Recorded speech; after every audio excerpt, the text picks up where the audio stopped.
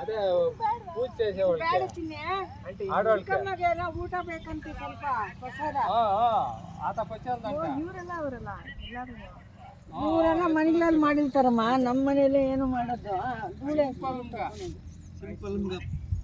ನಾನು ನೆನ್ನೆ ಬರ್ತೀನಮ್ಮ ಅಂದ್ರೆ ಇವರು ಆಗಲ್ಲ ಅಂದ್ಬಿಟ್ಟು ಯಾಕೆ ಇಲ್ಲಿಗೆ ಬಂದು ಕುತ್ಕೊಂಡ್ಬಿಟ್ರಿ?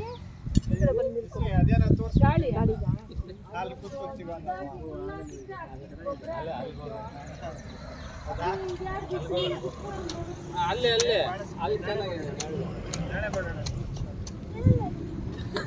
ನಾಳೆ ಗ್ಯಾರಂಟಿ ಸಂಜೆವರೆಗೂ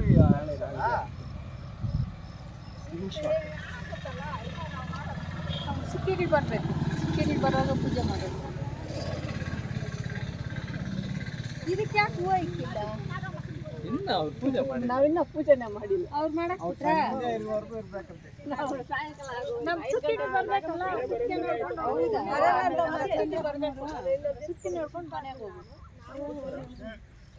ಚೆನ್ನಾಗಿದ್ದಾರಮ್ಮ ಮಗಳು.